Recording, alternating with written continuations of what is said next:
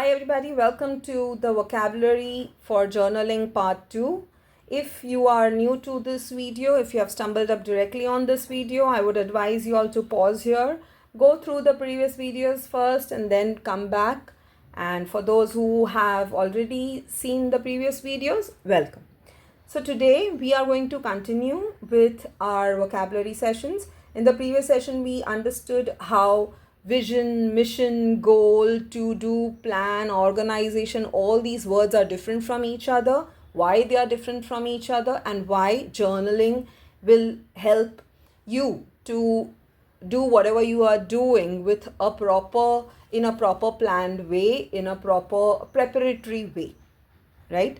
Today we are going to learn about the next three vocabulary words, that is productivity, meaningfulness or mindfulness, and intentions. To begin with, let me give you a very simple example. Let us say I have a cupboard which has many drawers. Okay, maybe let's say many different size drawers, and all the drawers are filled. So cupboard is not empty, everything is filled. Okay, let's say I want to find something what I keep in this drawer. Now this drawer is fully packed and I'm not finding what I want to find. I remove stuffs from this, I keep it in this drawer. So this drawer is somewhat empty and I will find whatever I want. The day went well. My short-term purpose was solved. Now, the other day, I want to find something from this drawer, but this drawer is so full. What will I do? I will not put this back because obviously that would be stupid. I already cleaned this. I should not be putting stuffs back there. So what I'll do, I will put it elsewhere. So now this becomes filled up and this becomes empty. And this thing keeps on repeating and every day I have a new thing to clean, which does not work.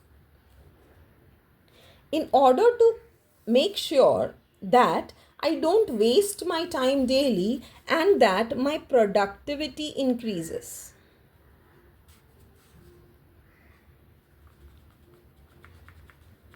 I will have to declutter everything. Correct? What will happen if I declutter everything? That is, I remove everything out. The first thing will be that I will have an empty cupboard. My cupboard will be empty. I will clean that cupboard. I will let it remain empty. All these things are outside. Correct? Now, I will have to examine all these things that are out. So the next step would be to examine the clutter, which is now outside. I will see that, okay, is this necessary? Does this fit? Does this look nice? Is this good? Is this not okay? I will separate those clutter in a neater way. Or I will compartmentalize those clutter. Okay. In order to compartmentalize that clutter, I have to see that outside of the cupboard. Till it was inside of the cupboard, I couldn't see it. So I need to empty everything. Once the compartmentalize is done, once I know that, okay, this is what we need, this is what we do not need, this clutter is no more a clutter. It is the stuff of useful things only. And only those things will go back into my cupboard. And this is how my productivity will increase. The same thing happens with the brain. Our brain is jam-packed with so many ideas and so many to-do things and so many thoughts. It's all messed up. We need to declutter it. Now, thoughts are no clothes that you can just pick it up and remove it out. Even if you remove it out, where are you going to keep it? This is where journaling comes in picture. So what do? You declutter all your thoughts into a journal. When you do this, not only will you empty your brain, but you will be able to see and you will be able to examine your thoughts because they are right in front of you in the form of words or in the form of images or drawings. Correct? When you see those, it would be easy to compartmentalize, to separate it, to remove what you don't need. And this is how your thoughts will go back to your brain, but in this time, it will not go just decluttered, but it will go in a very organized way. And this is exactly how your thoughts can be extracted effectively. This is what will help you to increase your productivity. Now that your thoughts are nicely organized, your thoughts are nicely segregated, your thoughts are well, they are no more a clutter. They are no more a mess. They are sorted in different compartments of the brain. They are sorted right in front of you, and you don't have a worry of forgetting them, or you don't have a worry of mixing and just cluttering it again. It will save your time. It will save your energy. And as discussed in the previous video, time and energy are the two basic resources. That is like the most important thing which you need to prepare what you want to do or why you want to do. Once time and energy are used in an effective way, in a better way, productivity is going to increase, and journaling is going to help you with that. That was explaining my first part, that is productivity. Let us go to the second part, which was mindfulness. Oh my God.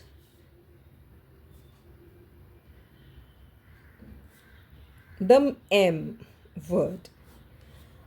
A very common question nowadays people are asking in every reel, in every video, or in every different mental health courses. Are you mindful? The mindful word has become so common, has become so general, that it is difficult to accept the fact that, oh my God, I'm not mindful. However, we don't know what is mindfulness. We need to understand first what being mindful is, rather than stressing out onto giving the answer of are you mindful? Mindful word is a very beautiful, very pretty word. Let us not make it a discomfortable or an uncomfortable word. All right. Let us have this example where I can explain mindfulness in how I have understood mindfulness well. Have you ever sat in a window seat of an airplane, I felt, or I even today, I feel very, just like a baby. I feel like, oh my God, I want a window seat.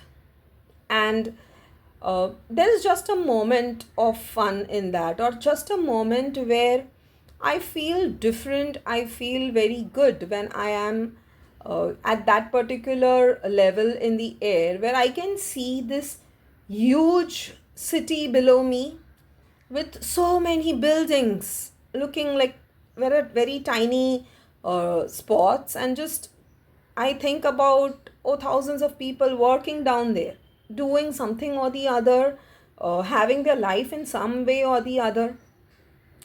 When you are flying about them in a very high speed, let us say 600 miles per hour, and when these tiny buildings, when you think about thousands of people working down there, you have a big picture of something that is going on, right? This is a very huge picture of maybe a eagle's eye view, or let us say, just imagine, God must be feeling something like that itself, right? It feels really huge that, oh, I can see all of this together.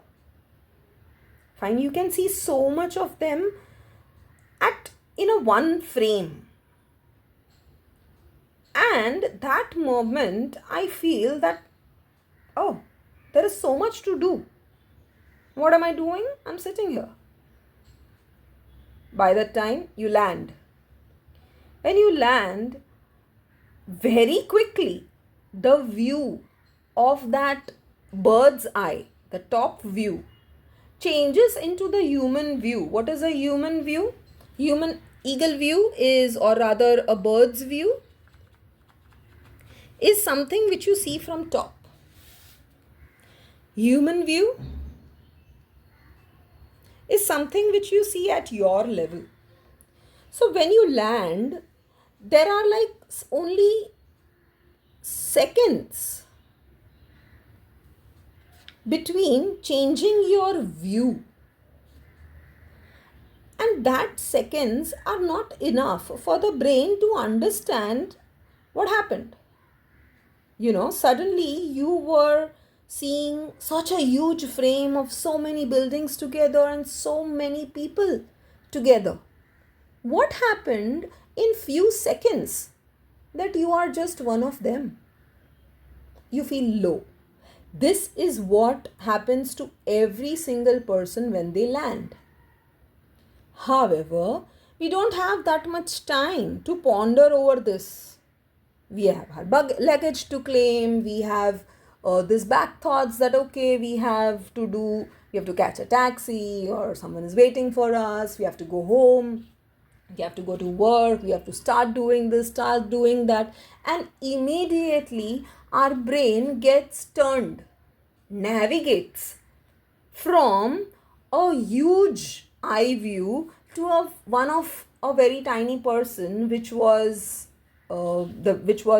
like looked upon by us, by our brain, few seconds ago. This navigation of the brain is so quick that you forget what you were thinking. Forget about thinking, you forget what you were feeling. And you get into a new routine of your life. This is where you lose your mindfulness. This was just one example. Doesn't this happen to us daily? Let's say we are at work, we are at home. We start preparing to go to work. We cook. We do the cleaning at our home. We just take care of our lunches to pack, or our the remaining part of the day. However, while doing that, some part of our brain is thinking about the work that I have to do after going to the office. Correct? Let us say we go to office, we go to work. or we start our work. We start thinking about our project, about our work people, about our task which is there, the files, the stuffs that we have to do. However, somehow there is a part of our brain which is thinking about what you will be doing after going home. Oh, let us just call and ask, did you finish your lunch? Let us just call home and ask your parent, Mom, did you take your medicine? Let us just call our maid, have you cleaned this? Yeah, what is happening here? Completely, like 100%, neither are you at home, neither are you at work. So, what is there? You are not in the present completely. Correct? Now, this is no disorder. This is not a problem. This is our life. Our life is so fast that we do not have time to be completely present in whatever we are doing. Why? Because if we are at home and let's say if we have a leisure of aram, say we are going to do all this work, we will cook delicious food, we will make stuffs like that, an alarm is going to ring saying that, oh, you have only half an hour to leave, your buses will go, your car will go, you will miss your train. And you do all those stuffs really well, really quick. Why do you put an alarm? You put an alarm because you have a fear of forgetting that you have something else as well to do. And that is correct. That is how it should be done. Right? When you are at work, when you are thinking about your own people at home, when you are concerned about the health of some elderly person at home, you will definitely put an alarm to call your mom or to call your dad and to ask, hey, did you take your medicine? Are you well? And that is right. But the life has been such that we will not have time and we are not completely present, at least not 100%. And obviously, the time has made us be less mindful. Not only because of the continuous alarm that we have set for different stuffs that we have to do daily, but also because there is this constant alarm that is ringing inside of our head. That constant alarm will not let you to be in present. We cannot completely get rid of that alarm because that is what is keeping us on track. We need that alarm. All right. But we also have to increase our mindfulness. That is, we need more time to be present at what we are doing mentally. If we have a system where this part of the work is managed well while you are at home, or where this part of the home is managed well while you are at work, there are chances that your mind will be very less occupied elsewhere and you will have a better area of being more mindful through this system. And this system is what is journaling. But again, in a correct. So this is where mindfulness is developed along with productiveness with journaling. Right? Let us learn about the next vocabulary word here, that is intention. Intention word is a very heavy word. People say that, do you have any intentions? Like it is totally different from your vision, mission, goals. Generally, what is your intention? We don't have an correct answer, correct protocol to answer that question very well. There are many gurus and successful people talking about intention nowadays online, and there are many courses that are there to find out your purpose of living and your intention of living, which is like really heavy to think about. Okay, let us simplify it a bit. Let us reduce it to a level where it does not feel overwhelming for us to understand this term of intention. Let's say you want to learn some new course. Let us say some new, let me talk about myself. Let's say I have a new artwork, I have a new, design learning, or I have a new technique and skill that can be mastered for my artwork. Okay, what happens? I do this new course. I gain a lot of knowledge. Now, I will go to, let's say, some business management course, where I understand how can I use this new skill of mine to develop it better and to use it so that I can earn, because at the end of the day, that is what my goal is. Okay, I take up a new course. I take new knowledge. I take more knowledge inside. Fine. What is increasing in my head? The newfound knowledge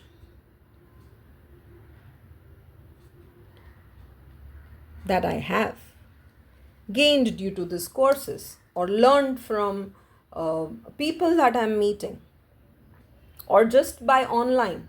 Nowadays our online sources are so much. We have access to so much of digital knowledge that we feel that we know everything, right? So what is happening? I have a newfound knowledge, and it has made, let's say, my doubts or my problems a bit easier.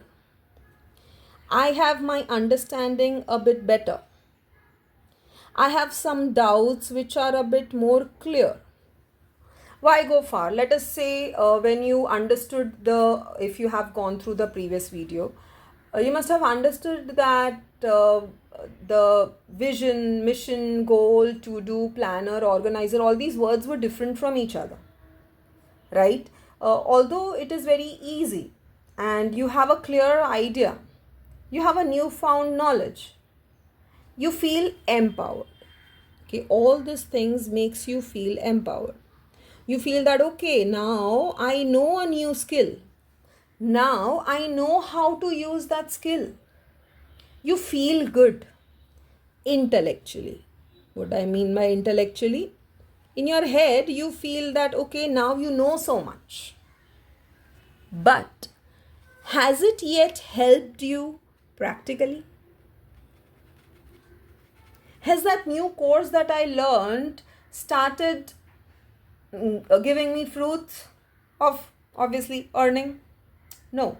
Has that new guru's course that I went through about how to understand the purpose of my life and how to be more mindful and more productive and more intentional made me a better person? Has my relation increased in a fruitful way? Have I improved my health? I had just attended this nice diet class, a session where they teach what kind of diet is correct for you. They teach what kind of food you should eat, when you should eat, how much you should eat. And once I came out of that session, I was full of energy that, okay, I know I am empowered. I have everything to make my health good. I felt very nice intellectually. But have I applied it in practical life? Has it even reduced 500 grams of my body? No. What happened here? I still don't know what is missing such that all the newfound knowledge that I have has actually helped me into my existing life. My newfound knowledge has to come into my existing life. What is my existing life? My existing life is full of day-to-day obligations, full of jam-packed schedule, highly busy routine. There is no time, no energy, no resource left to bring in the newfound knowledge into an existing life. Rather, there is no bridge between both of them. Newfound knowledge of finding purpose in life, finding happiness in life in its place, and my existing life of cooking and cleaning and earning in its place. There is nothing that is building a bridge between this and this. If there is, you wouldn't have been here listening to this video. And if there is not, it is okay. It is common. Every person faces this until they find the bridge that gaps in the distance between the newfound knowledge and your existing life. Although that gap is filled only and only with a habit. It is not that whatever you learned in that spiritual class that you attended is wrong. I'm not saying that it is, it is not the knowledge that is not helping. The knowledge is very helpful. Whatever you learned, whatever I learned in that diet class was perfect. That is exactly what I needed. It is 100% correct. The problem is that it is just not sticking to me. The newfound knowledge is absolutely correct. It is just not sticking to my existing life, and that's the reason the newfound knowledge is useless. Once I make a habit of allowing that new knowledge to stick into my existing life, that knowledge will be productive. That knowledge will be mindful. I will be mindful. Till then, if it does not show any practical effect, it will not show any practical effect if I don't have a habit. Habit of what? Habit of building a bridge between these two things. This is where again the journaling comes into picture. Journaling has this method, it has the systems in place, proven system in place, where you can form a habit and you can design it in a flexible way for whatever new thing you want to do, to fit in whatever your existing schedule is. This system, this habit that you need to form, or this habit that will help you, is called setting intentions. Or this is what is going to develop your intentions. I hope this is clear. So your productivity alone is not going to help. Being mindful alone is not going to help. Your productivity has to match mindfulness. You need to know that after cleaning stuffs, after cleaning your head, after decluttering your head, it is important to be mindful. It is important to be present. It is important to help your brain be present even through the process of navigation from one thought to another, from home to work, from air to land, such that you are mindful. And when your productivity and your mindfulness meets, that is when your intention will be set. When your intention will be set, that is when a habit will be formed. When a habit will be formed, that is when the bridge between getting new knowledge for growth, for betterment, for easy life, for development in your life will fit into your existing life. I welcome you all into journaling with me. This was the second session about vocabulary. I will keep on adding more sessions to this. Till then, see you around.